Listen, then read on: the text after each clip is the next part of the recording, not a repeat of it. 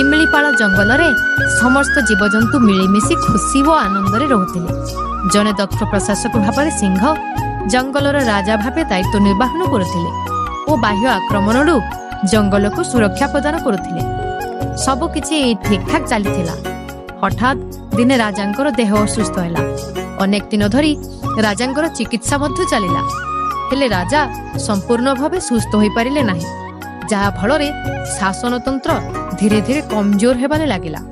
ଆଉ ଏହି ସୁଯୋଗରେ ଚତୁର ଶିଆଳ ନିଜେ ଜଙ୍ଗଲର ରାଜା ହେବା ପାଇଁ ମନେ ମନେ ସ୍ୱପ୍ନ ଦେଖି କୂଟନୀତି ଆରମ୍ଭ କଲା। ପ୍ରଥମେ ସେ ଯାଇ ପହଞ୍ଚିଲା ଚିତାବାଘ ପାଖରେ। ଓ ଚିତା ଭାଇ, ରୁହ ରୁହ ରୁହ ରୁହ, ଏ ତମ ସାଙ୍ଗରେ ଗୋଟେ ଜରୁରୀ କଥା ଥିଲା। କଣ କହିବାର ଅଛି? ଶୀଘ୍ର କହ, ମୋ ପାଖରେ ସମୟ ନାହିଁ। ସାରା ଜୀବନ ତ ଖାଲି ଲାଙ୍ଗୁଡ଼ ଟେକିକି ଦୌଡ଼ିଲ ଆଉ, କୁହ କେତେ ଦିନ ଏମିତି ଦୌଡ଼ିବ? ଆଚ୍ଛା ତମେ କହିଲ, ଏ ଜଙ୍ଗଲରେ କିଏ ସବୁଠାରୁ ଦ୍ରୁତ ବେଗରେ ଦୌଡ଼ି ଶିକାର କରିପାରେ? ଏମିତି ଶସ୍ତା ପ୍ରଶ୍ନ ପଚାରି ତୁ ମତେ ଲଜ୍ଜିତ କରୁଛୁ? ଏ ଶିଆଳ, କାନ ଖୋଲି ତୁ ଶୁଣି ରଖିଥା। ମୋ ନାଁ ଚିତା, ଆଉ ମୁଁ ଜଗତ ଜିତା। ଆବେ ଆଜି ଯାଏ ଏ ଜଙ୍ଗଲରେ କେହି ଜନ୍ମ ହୋଇନାହାନ୍ତି ଯେ ମୋ ସାଙ୍ଗରେ ଟକ୍କର ଦେଇ ଦୌଡ଼ି ପାରିବ। ଆଉ ଡାଇଲଗ ଗୋଟେ ମାଇଲ, ମୋ ମନକୁ ପାଇଲା। ଠିକ ସେହି କଥା ମୁଁ ବି ତମକୁ କହିବାକୁ ଆସିଥିଲି। ତମ ପରି ଯୋଗ୍ୟ ପ୍ରାର୍ଥୀ ଥାଉ ଥାଉ ସେ ବୁଢା ସିଂହ କଣ ପାଇଁ ଆଜି ପର୍ଯ୍ୟନ୍ତ ଜଙ୍ଗଲର ରାଜା ହେଇ ବସିଛି? କିହ ତମେ ତାଠାରୁ କୋଉ ଗୁଣରେ କମ କି? ମାନେ ତୁ କଣ କହିବାକୁ ଚାହୁଁଛୁ? ଭେରି ସିମ୍ପଲ, ଖୁବ ଶୀଘ୍ର ତମେ ଏ ଜଙ୍ଗଲର ରାଜା ହେବ। ମୁଁ ରାଜା ହେବି? କିନ୍ତୁ କେମିତି? ଇଲେକ୍ସନ। ଖୁବ ଶୀଘ୍ର ଆମେ ଜଙ୍ଗଲରେ ଇଲେକ୍ସନ କରିବା, ଆଉ ତମେ ଇଲେକ୍ସନରେ ଛିଡା ହେବ। ମୁଁ ଆଉ ମୋ ପରିବାରର ସମସ୍ତ ଭୋଟ ତମକୁ ଯିବ। ଏମିତିରେ ବି ସେ ବୁଢା ସିଂହ ଆଉ କେତେ ଦିନ ବଞ୍ଚିବ? ଏଇ ହଉଛି ଅସଲ ମଉକା। ଶିଆଳର କଥା ଶୁଣି ଚିତାବାଘ ଚିନ୍ତାରେ ପଡିଗଲା। ଚିତା ଭାଇ, ଜମାରୁ ଚିନ୍ତା କରନି, ତମକୁ ଇଲେକ୍ସନରେ ଜିତେଇବା ଦାୟିତ୍ୱ ମୋର। ଆଜିଠାରୁ ମୋ ପାଇଁ ତମେ ଏ ଜଙ୍ଗଲର ରାଜା। ମୁଁ ଆସୁଛି, ଖୁବ ଶୀଘ୍ର ପୁଣି ଭେଟ ହେବା। ବାଏ। ଚିତାବାଘକୁ ଜଙ୍ଗଲର ରାଜା ହେବାର ସ୍ୱପ୍ନ ଦେଖାଇ ଶିଆଳ ଏଥର ଚାଲିଲା ହାତୀ ପାଖକୁ।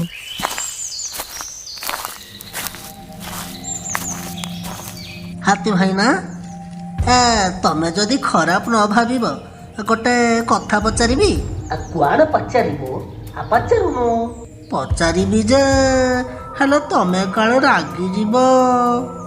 ଏତେ ବୁଲେଇ ବାଙ୍କେ କି ନ କାଇ, ସିଧା ସିଧା କଣ ପଚାରିବୁ ପଚାର। ଆଚ୍ଛା ହାତୀ ଭାଇ, କହିଲ ଏ ଜଙ୍ଗଲରେ ସବୁଠାରୁ ଶକ୍ତିଶାଳୀ ପ୍ରାଣୀ କିଏ? ଆବେ ଏ ବିନା ଚୁପାରେ କଦଳୀ, ମତେ ଲାଗୁଛି ତୁ ସକାଳେ ସକାଳେ କୋଉଠି ପିଇକି ଆସିଛୁ ବୋଧେ। ମୁଁ ଜାଣିଥିଲି ପରା, ଏ ମୋ ପ୍ରଶ୍ନ ଶୁଣି ତମେ ମୋ ଉପରେ ରାଗିଯିବ। ଆବେ ପାଗଳ, ଏବେ ତୋର କଣ ମୋ କ୍ଷମତା ଉପରେ ସନ୍ଦେହ ଅଛି? ଏ ଜଙ୍ଗଲରେ ସବୁଠାରୁ ଶକ୍ତିଶାଳୀ ପ୍ରାଣୀ ହଉଛି ମୁଁ। 100 ବାଘ ସିଂହ ଏକାଠି ହେଲେ ବି ମୋର ଗୋଟିଏ ପାଦକୁ ମାଟିରୁ ଉଠେଇ ପାରିବେନି, ବୁଝିଲୁ? ଆଉ ମୋ ସୁନ୍ଦର ପ୍ରହାର ଯିଏ ଥରେ ଖାଇଛି, ଗୋଟାଏ ଜନ୍ମ କଣ 7 ଜନ୍ମ ପର୍ଯ୍ୟନ୍ତ ଚାହିଁଲେ ବି ଭୁଲି ପାରିବନି। ଖାଲି କଥାରେ ନା କାମରେ ବା? ମାନେ ତୁ କଣ କହିବାକୁ ଚାହୁଁଛୁ? ମୋର କହିବା କଥା ହେଲା ଯେ, ତମେ ଯେତେବେଳେ ଜଙ୍ଗଲର ସବୁଠାରୁ ଶକ୍ତିଶାଳୀ ପ୍ରାଣୀ, ତାହେଲେ କେମିତି ଆଉ କଣ ପାଇଁ ସେ ସିଂହ ଆଜି ପର୍ଯ୍ୟନ୍ତ ଜଙ୍ଗଲର ରାଜା ହେଇ ବସି ରହିଛି? ତମେ କଣ ପାଇଁ ନୁହଁ? କଥାଟା ତ ତୁ କିଛି ଭୁଲ କହୁନୁ। ହେଲେ ହାତୀ ଭାଇନା, ଏ ହେଲେ କିନ୍ତୁ ଏ ସବୁ ଶବ୍ଦ କେବଳ ଦୁର୍ବଳ ମାନଙ୍କ ମୁହଁରେ ଶୋଭା ପାଏ। ଆଜିଠାରୁ ନିଜକୁ ଜଙ୍ଗଲର ରାଜା ବୋଲି ଧରିନିଅ, ଆଉ ସମସ୍ତଙ୍କ ସହିତ ରାଜା ପରି ବ୍ୟବହାର କର। ଆରେ ସିଂହ ଜଙ୍ଗଲର ରାଜା ଥାଉ ଥାଉ ମୁଁ ଜଙ୍ଗଲର ରାଜା ହେବି କେମିତି? ତମେ ସେଥିପାଇଁ ଜମାରୁ ଚିନ୍ତା କରନି ହାତୀ ଭାଇନା। ରାଜା ଏବେ ରୋଗ ଶଯ୍ୟାରେ।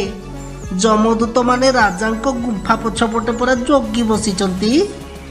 ଖୁବ୍ ଶୀଘ୍ର ଆମେ ଏ ଜଙ୍ଗଲରେ ନିର୍ବାଚନ କରିବା ଆଉ ତମେ ହେବ ରାଜା ପାଇଁ ପ୍ରାର୍ଥୀ। ତମ ଜିତିବାଟା ଥୟ।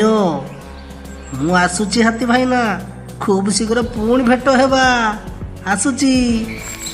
ହାତୀ କାନରେ ବିଦ୍ରୋହର ମନ୍ତ୍ର ଫୁଙ୍କି ଶିଆଳ ଏଥର ଚାଲିଲା ଗଧ ପାଖକୁ। ଆରେ ଶିଆଳ, ହଠାତ୍ ତୁ ଏଠି? କଣ ଖବର?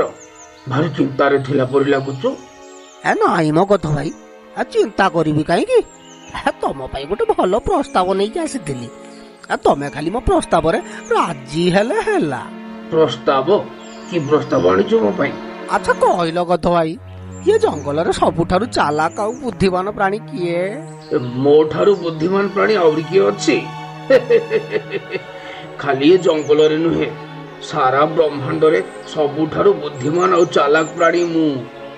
ଭଗବାନ ମତେ ଯାହା ଦେଇଛନ୍ତି ଆଉ କାହାକୁ ଦେଇନାହାନ୍ତି। ହଁ ହଁ, ସେଇଟା ତ ତମକୁ ଦେଖିଲେ ଲାଗୁଛି। ମାନେ ତୁ ଏମିତି କଣ କହୁଛୁ? ନାଇଁ ମ ଗଧ ଭାଇ, ତମେ ରାଗୁଛ କାହିଁକି? ମୁଁ ତମ ପ୍ରଶଂସା କରୁଥିଲି ନା। ଆଚ୍ଛା କହିଲ, ସାରା ବ୍ରହ୍ମାଣ୍ଡରେ ଯଦି ସବୁଠାରୁ ବୁଦ୍ଧିମାନ ଆଉ ଚାଲାକ ପ୍ରାଣୀ ତମେ, ତାହେଲେ ଇଏ ଜଙ୍ଗଲର ରାଜା ସିଂହ କଣ ପାଇଁ? ତମେ କାହିଁକି ନୁହଁ? ହଁ, ଠିକ କଥା କହିଛୁ। ମୋର ବି ରାଜା ହେବା ପାଇଁ ଭାରି ଇଚ୍ଛା ଅଛି। ଯଦି ଜଙ୍ଗଲରେ ସମସ୍ତେ ଚାହାନ୍ତି ତାହେଲେ ମୁଁ ନିଶ୍ଚୟ ରାଜା ହେବି। ତା ଛଡା ମୋ ଭଳି ବୁଦ୍ଧିମାନ ଲୋକ ଯଦି ଜଙ୍ଗଲର ରାଜା ହୁଏ ତାହେଲେ ଜଙ୍ଗଲର ଦୁଃଖ ଘୁଞ୍ଚିଯିବ। କ୍ଷମତା ଆଉ ଆହାର ଆପେ ଆପେ ହାତ ମୁଠାକୁ ଆସେନି ଗଧ ଭାଇ। ତା ପାଇଁ ସଂଘର୍ଷ କରିବାକୁ ହୁଏ, ଲଢିବାକୁ ହୁଏ। ଜଙ୍ଗଲର ରାଜା ହେବା ପାଇଁ ତମକୁ ଲଢିବାକୁ ହବ। ଖୁବ୍ ଶୀଘ୍ର ଜଙ୍ଗଲରେ ନିର୍ବାଚନ ହେବାକୁ ଯାଉଛି, ଆଉ ସେ ନିର୍ବାଚନରେ ତମେ ରାଜା ପଦବୀ ପାଇଁ ପ୍ରାର୍ଥୀ ହେଇ ଲଢିବ। ତମ ବିଜୟ ସୁନିଶ୍ଚିତ। ମୋ ଭୋଟ ମୁଁ ତମକୁ ଦେବି। ଆସୁଛି ଗଧ ଭାଇନା, ଆସୁଛି। ପୁଣି ଦେଖା ହବ। ଗଧର ବେନ୍ ୱାସ୍ କରି ସାରିବା ପରେ ଏଥର ଶିଆଳ ଚାଲିଲା ମାଙ୍କଡ ମାନଙ୍କର ବସ୍ତିକୁ। ଆରେ ଓ ମାଙ୍କଡ ଭାଇ ମାନେ, ଆରେ ଏଠାକୁ ଆସ। ତମ ମାନଙ୍କ ପାଇଁ ଆଜି ଗୋଟେ ବଢିଆ ସୁବର୍ଣ୍ଣ ସୁଯୋଗ ନେଇ ଆସିଛି। ସୁବର୍ଣ୍ଣ ସୁଯୋଗ? ସେ ପୁଣି ଆମ ମାନଙ୍କ ପାଇଁ? ଶୀଘ୍ର କୁହ ଶିଆଳ ଭାଇ, କଣ ସେ ଖବର? କୁହ। ଆଜିଠାରୁ ଇଏ ଜଙ୍ଗଲରେ ତମ ମାଙ୍କଡ ମାନଙ୍କର ରାଜ ଚାଲିବ। ଆଉ ତମ ମାନଙ୍କ ଭିତରୁ ଜଣେ ହେବ ଏ ଜଙ୍ଗଲର ରାଜା। ବୁଝିଲ ଶିଆଳ ଭାଇନା, ଆମେ ମାଙ୍କଡ ଜାତି ନିଜ ମନର ମାଲିକ। ଜଙ୍ଗଲରୁ ଗାଁ, ଗାଁରୁ ସହର, ଯୁଆଡେ ଇଚ୍ଛା ସିଆଡେ ଯାଉ। ଏମିତିକି ମନ୍ଦିରକୁ ଗଲେ ବି ଏ ମଣିଷ ମାନେ ପରା ଶ୍ରଦ୍ଧାରେ ଆମକୁ କଦଳୀ ଖାଇବାକୁ ଦିଅନ୍ତି। ଆମେ କଣ ରାଜା ଠାରୁ କିଛି କମ କି? ବା ଭାରି ବଢିଆ। ଏ ତୁମଠାରୁ ମୁଁ ଏମିତି ଉତ୍ତର ହିଁ ଆଶା କରୁଥିଲି। ଶୁଣ, ଆଉ କିଛି ଦିନ ପରେ ଜଙ୍ଗଲରେ ନିର୍ବାଚନ ହେବାକୁ ଯାଉଛି। ତମେ ସେ ନିର୍ବାଚନରେ ପ୍ରାର୍ଥୀ ହେବ, ଆଉ ତମକୁ ଆମେ ସମସ୍ତେ ଭୋଟ ଦେଇ ଜିତେଇବା।